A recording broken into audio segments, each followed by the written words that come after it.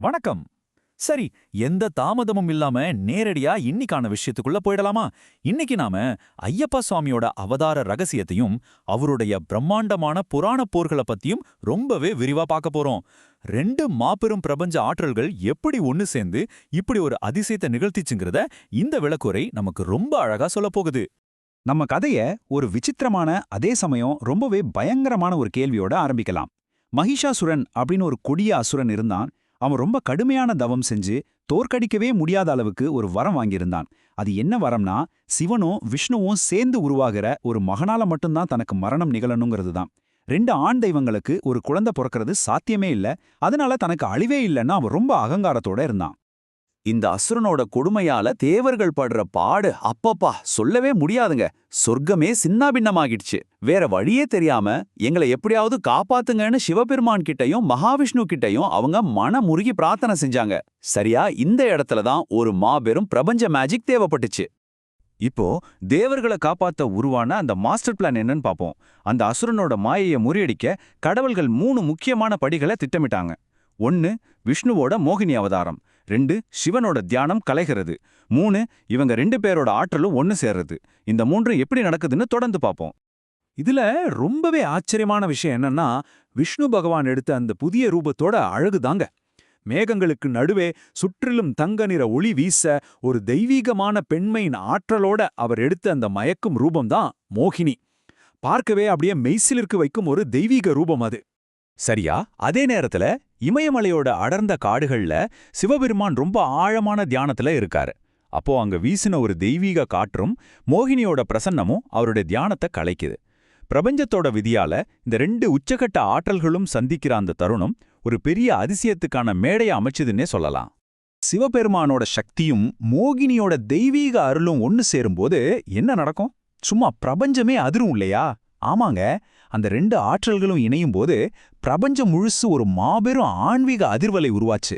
வானத்துல ஒரு புனிதமான ஒளி வெள்ளமும் மிகப்பெரிய ஆற்றல் வெடிப்பும் நிகழ்ந்தது. இங்கதான் நாம கவனிக்க வேண்டிய முக்கியமான ஒரு ட்விஸ்ட் இருக்கு. அது என்னன்னா, ஹரிஹர சுதன் அப்படிங்கிற இந்த அடைமொழி தான். ஹரன்னா சிவன், ஹரினா விஷ்ணு. இவங்க 2 பேருக்கும் பிறந்த இந்த அவதாரம் அந்த அசுரன் கேட்டிருந்த, அதாவது நடக்கவே சாத்தியமே இல்லைன்னு அவன் நினைச்ச அந்த நிபந்தனைய அப்படியே 100க்கு 100% பூர்த்தி செஞ்சுது. அப்புறம் என்ன? இதோ அந்த அற்புத தருணம் வந்தே விட்டது. ஒரு கோவில் மாதிரி ஒளிரும் தங்க நிற ஒளியிலிருந்து நம்ம தெய்வீக குழந்தை ஐயப்பன் அவதரிக்கிறாரு. சுத்தி நின்ன தேவர்கள் எல்லாரும் இது ரொம்ப பக்தியோட பாக்குறாங்க. போருக்காகவே அவதரித்த அந்த புதிய தெய்வம் பிறந்தாச்சு. ஒட்டுமொத்த பிரபஞ்சத்துக்கும் மறுபடியும் நம்பிக்கை கிடைச்சிருச்சு. இந்த அவதாரத்தோட முழுமையான பயணத்தை நாம ஒரு வாட்டி திரும்பி பார்த்தோம்னா, ஒரு தெய்வீக குழந்தையா அவதரிச்சு அடர்ந்த காட்டுல போர் பயிற்சி எடுத்து மகிஷிய வதம் செஞ்சு கடைசியா எந்த உலகப்பற்றும் இல்லாம ஒரு தர்ம யோகியா சபரிமலையில அமர்றது வரைக்கும் இந்த பயணம் எவ்வளவு பிரம்மாண்டமானதுன்னு நமக்கு புரியும். இங்க ஒரு சுவாரஸ்யமான முரண்பாடு இருக்கு, கவனிச்சிங்களா? ஐயப்பனோட விதியில இருக்கிற அந்த இரட்டைத்தன்மை இதுதான். அவரு முழுமையான அமைதியான நிலைக்கு போறதுக்கு முன்னாடி கையில வில்லும் வாழுமா ஒரு உக்கிரமான போர் வீரனா மாறி ஒரு பெரிய போரை சந்திக்க வேண்டியிருந்தது. சின்ன வயசுலயே ஐயப்பன் காட்டுக்குள்ள போய் ரொம்ப கடுமையான பயிற்சிகளை செய்ய ஆரம்பிச்சிட்டாரு. இயற்கையோட ஒன்றிணைந்து ஒரு வலிமைமிக்க போர் வீரனா அவர் ரொம்ப வேகமா வளர்ந்தாரு. தவிர்க்கவே முடியாத அந்த மாபெரும் போருக்காக தன்னுடைய ஆயுதங்களோட அவர் முழுமையா தயாராகிட்டாரு. அந்த கிளைமேக்ஸ் நெருங்கிடுச்சு. மகிஷாசுரனோட தங்க மகிஷியோட நடந்த அந்த பிரம்மாண்டமான போர் இதுதான்.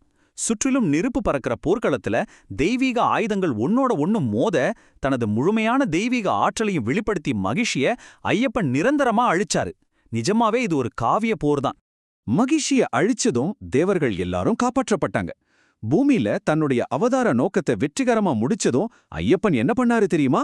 அந்த போர்க்களத்தை விட்டுட்டு உலகப்பற்றுகள் எல்லாத்தையும் முற்றிலுமா துறந்துட்டு ஒரு தர்ம யோகியா தன்னோட அடுத்த கட்ட ஆன்மீக நிலைக்கு மாறிட்டாரு.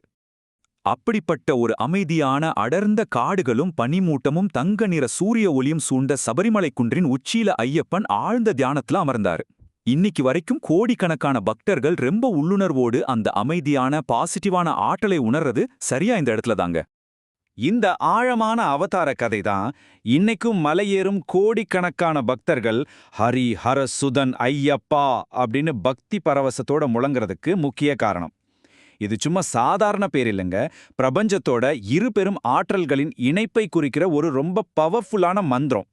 சரி, இந்த முழு வரலாறும் நமக்கு உணர்த்துற மிக சிறப்பான பாடம் என்ன தெரியுமா?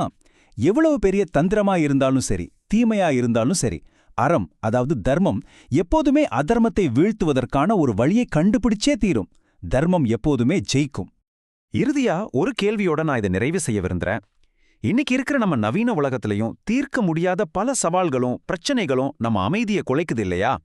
அப்போ தர்மம் வெல்லும் அப்படிங்கிற நம்பிக்கையோட அந்த பிரபஞ்ச பொறுமையை நம்ம எப்படி நமக்குள்ள கொண்டு வர்றது? ஐயப்பனோட இந்த மாபெரும் வெற்றியை பத்தி யோசிக்கும்போது இதையும் கொஞ்சம் சிந்திச்சு பாருங்க. இந்த கதை உங்களுக்கு புதுசா ஒரு தெளிவை கொடுக்கலாம். இந்த அற்புதமான விளக்க உரையை இதோட முடிச்சுக்கிறேன். மீண்டும் சந்திப்போம்.